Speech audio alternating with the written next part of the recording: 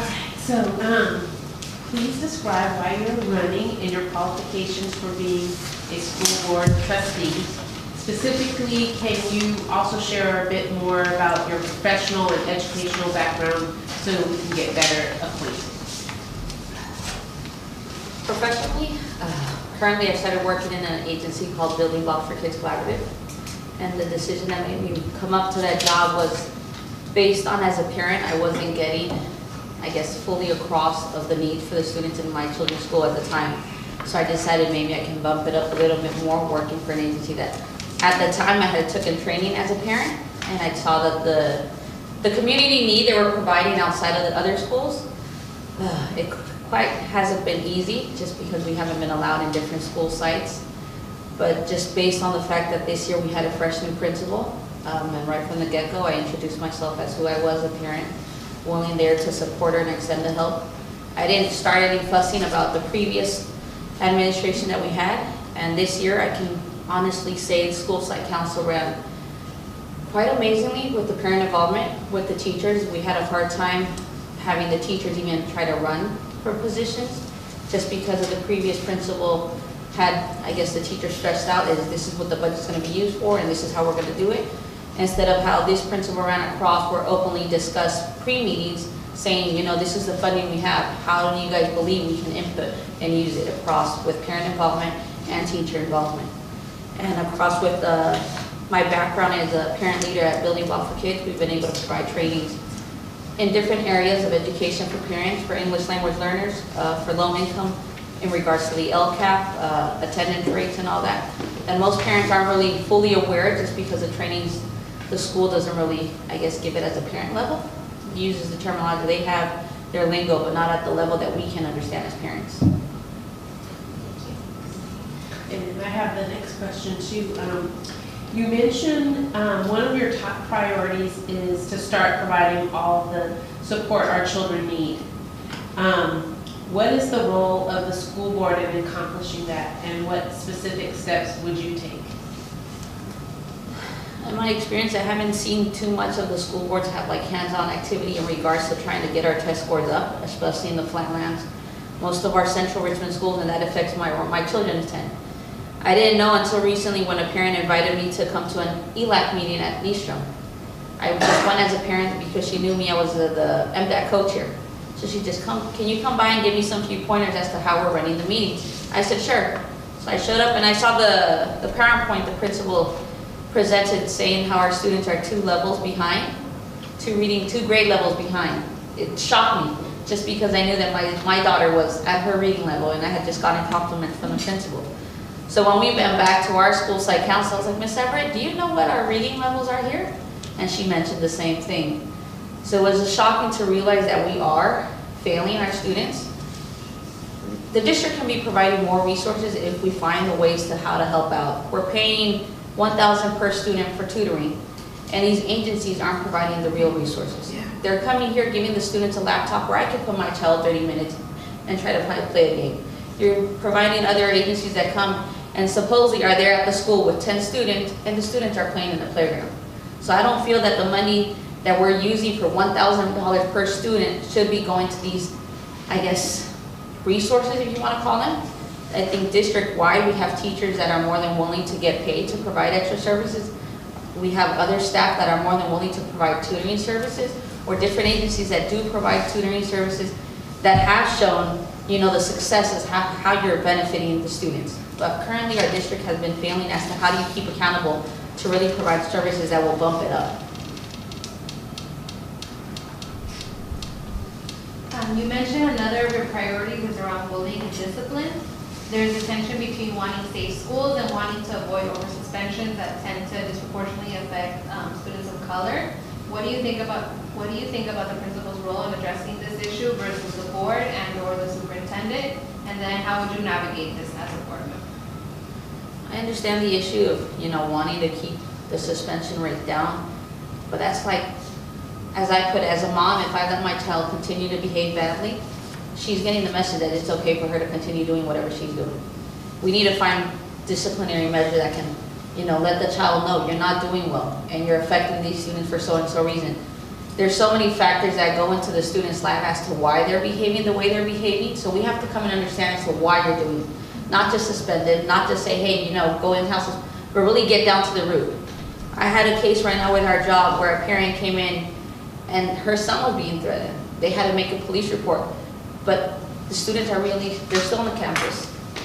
Thank God that, you know, the guy, we provided resources for how to navigate the system. The parent was able to get the school she wanted, so the son won't be going to that school next year. But I don't find that that's the best way to do it. That shouldn't be the solution. Move your student out somewhere else, and the students that are making the discipline harder on all the other environment of the school are going to continue to do what they're doing. So we need to find the resources as to how. I know there's the restorative justice, but from what I've heard at LCAP meetings, they're not fully being implemented. And people aren't really getting trained to really come across and how to discipline the students that they need. And teachers don't understand the trauma that these students go across at home.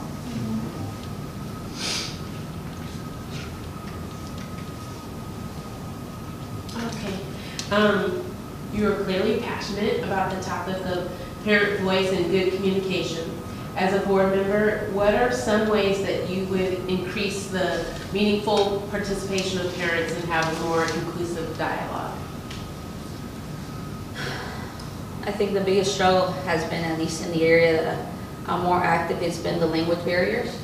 Parents don't feel comfortable to speak up just because if they do, translation isn't to the way that they say it exactly. It's translated to difference of meaning. So what you say in Spanish isn't necessarily the way you translate it into English. So the district or staff aren't really understanding what the needs are. We have district personnel that doesn't really attend to us. It's like, unless you know how to navigate the system, you can come across to doing. Or unless you've come to form, I guess, relationships with certain people, you can learn to navigate the system. I've seen the struggle with parents demanding, you know, they want this, they want that. And like I told the parent, it's taken me, my daughter's going into 6, so about 7 years to really form relationships with people. So when I need something, I can openly go up to doors and ask, and I can be helped. But when we have parents demanding and not really trying to form a relationship, it's really going to be difficult for somebody to want to extend the help to you. And we have to understand principals are in charge of whether it be from 300 students to 700 students or even beyond. And we sometimes as parents are considerate of the time that they're, you know, what they have to do in charge of teachers, in charge of the parents, the students. So we really have to come and meet across and explain to the parents, you know, we really do want to help, but it's give us a chance to really understand you, and then you understand us as well. So it's how do we come across to get them united together to work together. Parents shouldn't be seen as a nuisance. We should be seen as, you know, getting that brick and building it one after the other one to get our child to succeed. If we don't do that, it's going to be really difficult. And I've seen the struggle with many parents right now that they're not getting across. They want to do the school site council, they want to do the ELAC, but because they've been so demanding, their doors have really been shut. You stated that you would not have voted to authorize the $1 million forensic audit because that money could have been spent on other priorities. Those who supported the audit said that it's less than 1/10 of 1% of our total bond program, and that the community can't move forward until trust is rebuilt and we can fix things going forward. What would you say to those people? Money-wise, I understand it's probably insignificant in a way, but I don't believe trust is going to be built based on that. The district has failed us in so many different ways that you might say this is one area that you want to build trust, but when we had a superintendent also leave right before the full audit has been accomplished, you're kind of, I'm still not even trustworthy of the old district, just based on that. There's so many factors that have led me to really not trust the district, and it's not based on the money-wise of what they spend. It's really transparency across the table as to what the district is really doing behind closed doors.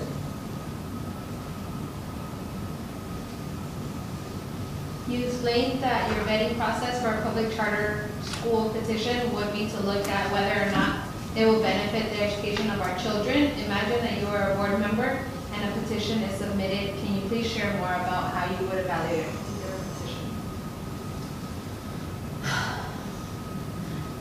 I decided to run. I didn't think it'd become very political in that sense, but I've heard a lot already, and that's the struggle. I just decided to run really just to benefit the students, to try as a parent make that difference. I honestly can't decide on how I would vet. I'm still learning that process, but one of my biggest, I guess, goals in that sense of the area would be, how are you going to provide the success of the student achievement? Closing the gap with making sure our students move forward, but don't hold back the students who are at their level. We have students leaving the district not because, you know what, that charter is probably better. It's just because they haven't found the help that they needed. I have plenty of parents from my church, from our schools, from anywhere I go to that have children in different charter schools. So I kind of be a hypocrite if I tell you, hey, no, I don't support you. When I'm the one picking up their children there and asking if they need help with their homework, I'm the one there to translate. And it's like I told her, plenty of my parents, friends there, it's like whatever help you need, let me know, because we're here trying to get these children to really succeed, learn to read, learn to write. Whether that school is there to provide that support for the student as well as for the parents to help them learn how to push your child forward, then I'm all for it. I can't decide on if you're taking our students away or not. It's just what's the benefit for the students. Direct educational experience. How do you intend to build strong relationships with our educators?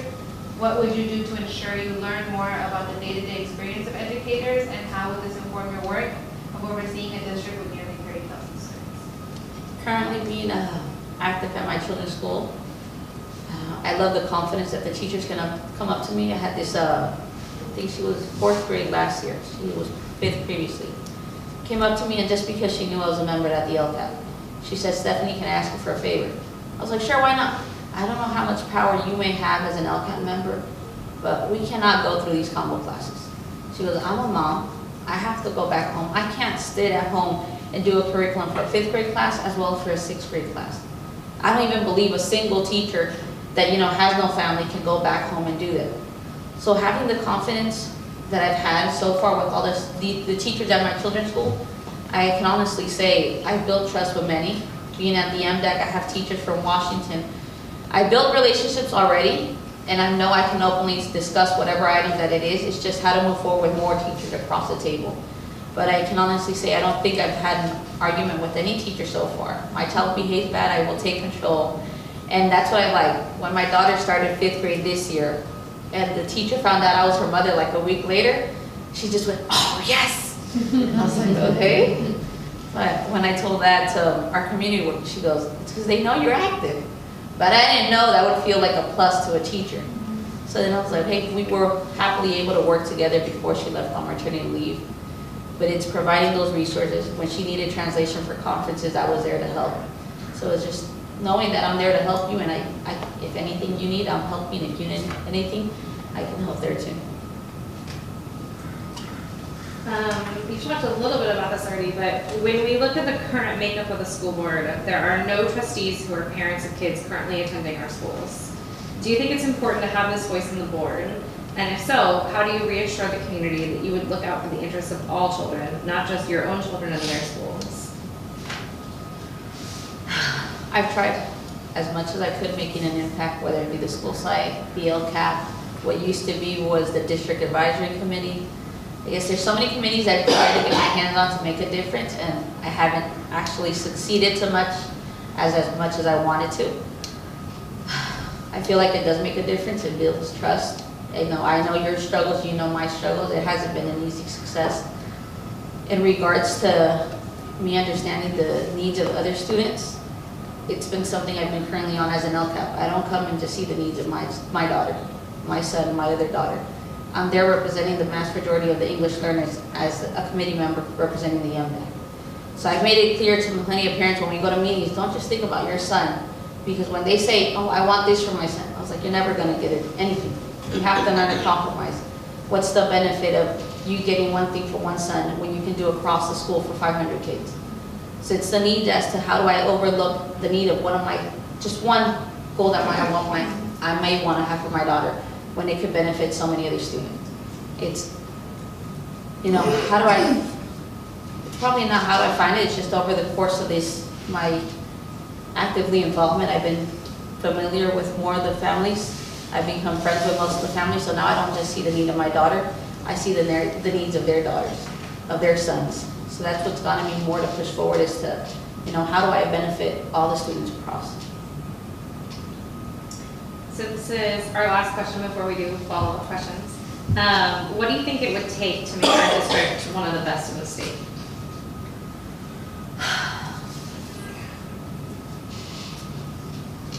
build partnerships, but with families, the school, make it, I guess, what they call the neighborhood school. Where I grew up, I was more than happy to walk to school. There was different activities as a student that I wanted to be involved in and make sure that my mom attended to see me. And currently, at least at my children's school, we don't see none of that. We don't see any activities where students can participate and have them come and showcase their work to parents. So parents just drop them off and assume, this is like another babysitting area. If you're failing your kid, I've had plenty of parents say, you know what, my kids, they're being held back. When I believe, from K to 5th, it's like an essential time where as a parent, you can help out as much as you could. Once they get to middle school, it might get a little difficult as a parent to participate, but it's how do we provide the resources for the families to be involved, the teachers to feel help, the principal to feel help. How do we build partnership across with families, with the school, with the staff, with the person that opens the door and receives you at the school with that smile and says, welcome, how do you feel? It's not just, I can't help you right now, or they totally ignore you. It's how do we build that so that we can come in unity and find out what are the different resources, what can you provide to help us reach our goals, academic-wise, climate-wise. So now we'll go to the second portion of the interview, the follow-up questions. We have about 20 minutes, so time for some additional questions. Stephanie, you referenced a little bit kind of the political issue around kind of charter specifically. My question is more broadly around how you would go about approaching the idea of a campaign and the campaign for this position. What would that look like? What are your challenges around that? And then secondarily, kind of when you'd be in this position of being on the other side of the table, right, for the first time, how do you think that you'd be able to fully execute being an advocate within that new role? Currently, the whole campaign process has been a struggle. I decided to run, and I'm more than firm on that standing that I will continue. As much as I said with the whole political scheme, I do want to stay away from all that because I am coming as a parent wanting to run, as a parent voice. I'm not here to say I'm a big shot or I know this, I know that. I've only known the struggles I went through. I've only known the struggles my friends' parents have gone through. Everything I see outside of the school standing, in my perspective, that's why I want to come here and make a difference. Campaign-wise, it has been a struggle because I have families that are willing to help, and it's how do you get started? I'm new to all this. I'm learning. I'm Googling. I'm trying to find as much research as I can. My principal set up the website already, which I'm trying to edit. She left on vacation, so I haven't bothered her. But she has it. She wants my slogan. She wants my pictures. But it's just letting the people know that I've decided to run. I've been extended hands to help. It's just they're on vacation right now. So I'm like, can you come back soon? Just so I can start building a network of people that can come and support me. I've had other resources where I have to make connections with different parents to, I'm tired of seeing the segregation in this district. So I've discussed with a lot of parents that are African Americans that I've come to know in these committees that have participated. So they're more than willing. A couple of them wanted to run, but they're like, no, it's too political, I'll help you. So it's like, now we gotta sit together and really discuss what are we gonna move forward and how do I continue to provide the support that I wanna promise that I will succeed in. I don't wanna just get on the table and forget it. I really wanna move forward with being hands-on. At least like I told my husband, I was like, I'll disappear. I already disappeared, but this time I'll disappear more. So he's all for it. I was like, you stay with the 4 kids? I've already had my plenty of time. Stephanie. This is kind of circling back around to restorative justice, and you mentioned that a lot of people have felt that restorative justice isn't being implemented, maybe like how they thought it was going to be implemented, and just around how are we disciplining young people in schools? What are your thoughts or ideas on how we can change that? Currently, a co-worker of mine went to, I guess, a trauma class or something. I don't know who hosted it, but she was excited to see one of our Chavez teachers there. And she can tell that that day the teacher left very different. And it's something I guess the district hasn't hosted. It's, workshops on really trauma of what's going on behind the doors of the schools. So teachers aren't really aware of what's going behind, and it's not just simply let's do restorative justice the way it's taught. It's really how do you understand the needs of the family, how do you understand the need of the child. Some of these teachers come here into our community, and they're not from here. You know, they drive how many minutes away from their homes to come here. So they don't really understand our issues that we go through. And it's really how do we come across and sit down as parents. We have so many PDs for teachers, but I don't think we have one implemented where parents can come together with teachers and really discuss, you know, what are the struggles both ways and how can we come together and really move forward with that so that the needs of the students can be a success in that sense of the area. So it's how do we make a difference into providing, you know, recognition to the teachers that are making that success. And same with parents. How are you? There's parents that are actively involved in trying to help out, but we don't come together and really understand the needs. We're always arguing that no, the parents don't do this, and same as parents say the teachers aren't providing this. But it's sometimes we are, but we just don't come across and sit down and talk about it and move forward on how we can implement different ideas. I feel like in both in your responses today and in your questionnaire, I've heard a lot about elementary schools, and since I think you've had a lot of experience working with elementary schools, do you have any sort of formed opinions or ideas of what are the needs of our secondary schools in particular versus elementary? I'm currently learning on that as well, just because when I stop and think, my daughter will next year enter 7th grade soon. And I think back as to the needs I had, or at least I dropped out of high school, and just because of the simple fact that most of the teachers have to stay back behind and make sure all the students understand the grade material, right? So it's like, I felt like I was too advanced for it, and I didn't want to succeed. I didn't have the support I needed. And if we look at it, parent participation drops dramatically right when you hit middle school. And it's how do we make that important, you know, make that vision of, you know, you want to succeed to either university, you want to go to college, to a parent if they don't really start learning right from the get-go. I barely started learning what credits, the A through G credits, just based on the parent university, what you needed to get to your child to get to university, how to graduate high school with all the credits that they need. And that's what my goal is, how do we educate more of the parents in need? Because we have to start now. We can't start right when you get in 9th grade. And that's what I assumed as a high school student, that I'll work it out. And I'm realizing more and more now that no, you really have to start soon. My daughter says she wants to become a marine biologist. So I'm like, okay, what schools nearby have that? I was like, I'm not sending you far away. But I'm like, what do we need to get you there? What schools or what classes do you need to take? You know, what services will the school provide to you? What extra community hours will you need? I was held back just because my parents were tight and didn't let me go out and do anything. So I couldn't go and do research at the library. So these are things where I'm opening my eyes at. We need to provide resources to parents. We need to educate the parents the success that, you know, your child could succeed if we provide these resources to you. Not just do the Richmond Promise, not just do these meeting workshops, but really start from elementary. I'm glad the Parent University has, you know, thrown some ideas out there, but parents aren't really educated in that sense. Our teachers that are the district, the teachers that they're using, the adult eds, aren't really knowledgeable of plenty of things. I got in trouble because I helped facilitate with my community worker, and I would extend, I guess, extra time for questions, and the adult ed didn't like it. So we need to provide resources to the parents, educate the parents, and have staff that are willing to take their time and really educate the parents to let them know, you know what, how do we help you to support your child move more beyond than what you just want a high school diploma. What do you think you need to learn to better serve as a school board member, and how would you go about doing that? I had plenty of people already hit me with that. They said I need to learn the ed code, which I'm currently making my index card. I need to learn. I've been learning the Roberts rules, how you do that with the LCAP committee and the MDAC of what we're doing. I guess a lot of more of the bonds, the budgeting.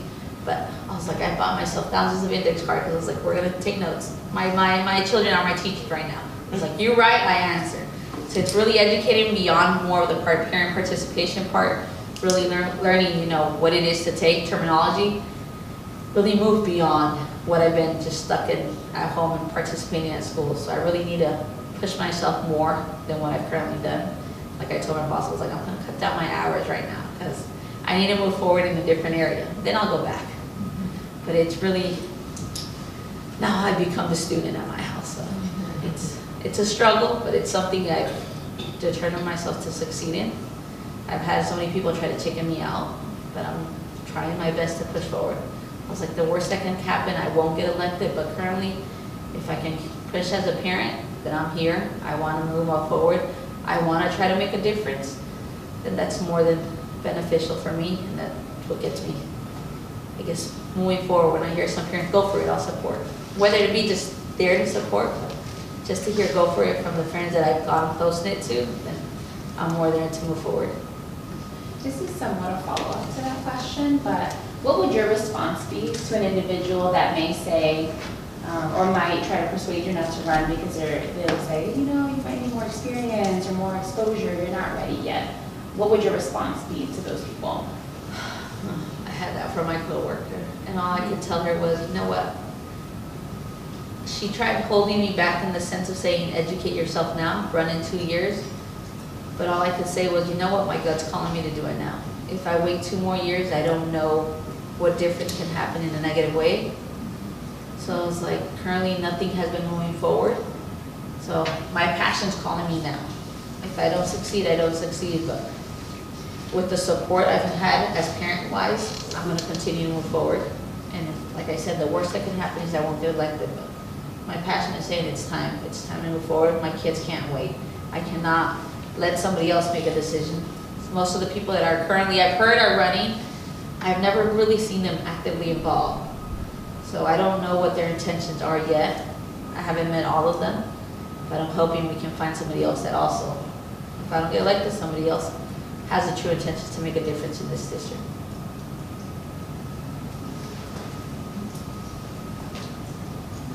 What would be your your desired relationship with the teachers union, with the teachers individually? What's kind of your desired model for how the district relates to teachers? I think as school boards, I don't know how many have relationship with the teachers or really hear them out. They have necessities, they do have a family once they get home. They're there giving our time to how many hours a day to our students. And sometimes some of them even go the extra hours to go to different recreation areas and provide other tutoring programs. It's how can we provide the support, or how can we find outside resources to provide more support to you? Because of the fact that our teachers are there, they're really feeling drained. We have parents that come in are hounding them down. Well, you did this, you did that, and we don't extend a helping hand and say, what could have we done differently to help? We criticize them, but we don't really understand what they're going through. Some teachers here are finding it difficult to come across the needs of students just based on, their behavior issue, their academic-wise. And parents are understanding the struggle, and that's the same way when we don't understand the needs of parents. How can you provide support as a parent? How can a teacher provide support for the mother or the father that's there?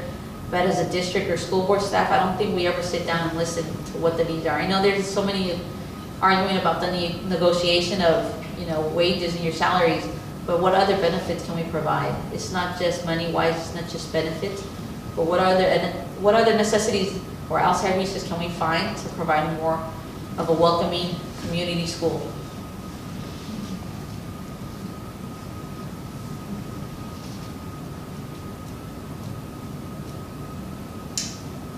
Follow-up to something you said a little bit earlier, which was you talked about how segregated our district is. What, if you were on the school board, and this is like obviously a huge issue, right? What do you think we should do to fix that problem?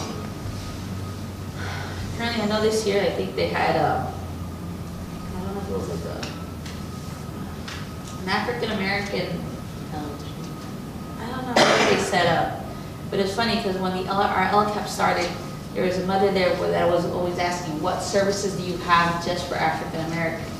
You provide so many services for, Latino students. And I came across this mother just a while back ago, and I was like, what services do they provide for us? I was like, not to argue against you, but she goes, you have all the ELD stuff. I was like, no, that's English language learner. So that's anybody that speaks another language outside of English. So I was like, and academic-wise, there's ALD, Academic Language Development. So all the students that need academic-wise, there's a support. But we don't have one specific set, I guess, committee set for that. And then I know at the last LCAT meeting, they slipped her a pamphlet, like saying, here, we provide these services. And some of the services are provided for all our students need. So the district has this way of saying, you know what, we do provide this for you only. But it's a lie. It's like, how do we get the parents to come up together? We provide this meeting for this group of parents, then we provide this group of meeting, but we don't outreach to have them all together. It's aside from the parent as partner conference, or I don't know what other thing they might host, but we don't really have a sit down together as, you know what, let's understand each other. What are your needs? At home, we cook the same foods. At home, we treat our children the same way. We want them to succeed, but we don't form partnerships. I don't see anything with the district trying to say, hey, let's sit down these group of parents together and really find out what they need. And I sat myself yesterday at a park. We took my kids. There was 2 African-American boys at the park, and my girls and my son just went and they started playing. They were making their own sand volcano.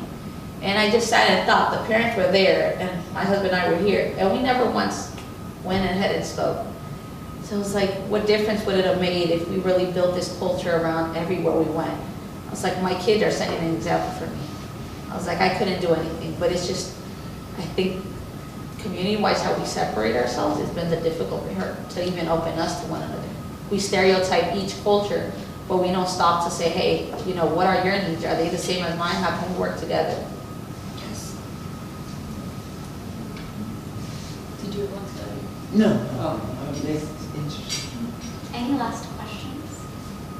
Oh, we have Stephanie here with us. I think I have one. It's like halfway formed. But I just think about the role of a board member having a lot to do with relationships. And you've spoken to the piece around parents, but I think about like relationships and building relationships, being a bridge builder or navigating communication with district staff. I think about the business community, civic leaders across different, city council and all the different cities and municipalities. Like, how do you envision like furthering relationships with all of those different constituencies?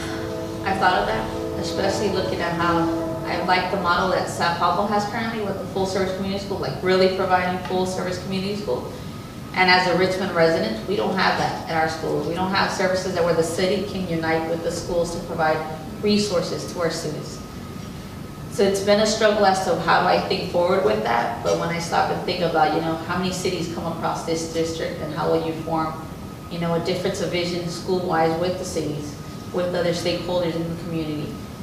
I don't know quite yet, how will we come across, just based on the vision. I don't know what the city leaders have, but my vision is to make a difference. And I know the struggle has been to keep what people say traditional neighborhood schools.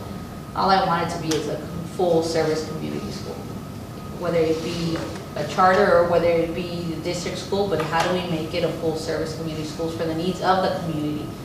Because we need to provide the resources for the parents, the student, and teachers. We need to feel it welcoming. We were just at a national conference in Pittsburgh. As an employee, I didn't learn much. I was a little, I don't know, I didn't care too much. But as a parent, I was more than excited to put into effect different things. So I'm waiting for my principal to get back and email her. I don't want to email her yet. So I'll give her 3 weeks off. But I had so many ideas of what to do that I said, I was like, if I don't get elected, at least as a parent, I have like a list of 20 things. I was like, we got to find resources, but I want this happening at my school. And if we can't do it district-wide, if we can't set an example, it's like maybe this one school can make a difference. Anything else from the group? Sounds, Stephanie, like you have already so many slogans that you don't even know. I kept writing things down like our kids can't wait, true intentions make a difference, unity, let's sit together. And I hear so much division now. And so one, thank you for that. And two, do you think someone who cares about sitting together in unity and bridging, all these words that I hear in almost everything you say, do you think it's possible? With the true intentions and with the right people that want to hear, I do think so. I don't think nothing's impossible.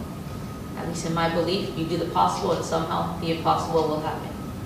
So it's really moving forward. I waited 5 years at my child's daughter without Don't get me wrong, I did want to take her out, I did want to enroll at different schools, different charter schools, but when I saw it wasn't as what I thought it would be, I was like, no, let's stick through. So this 1 year made me realize that, yeah, it can make a difference. If you just learn to be patient and learn to push forward on what your stance is, then you can make a difference. And if I saw that happen in this school at Chavez this past year, then I'm more than willing to wait. And not wait, I can't wait. I'm more than willing to push myself to make sure the differences can happen. Thank you. And do you mind me asking, where's your daughter gonna go to middle school? I believe the feeder school is Helms, Okay. if we don't move right.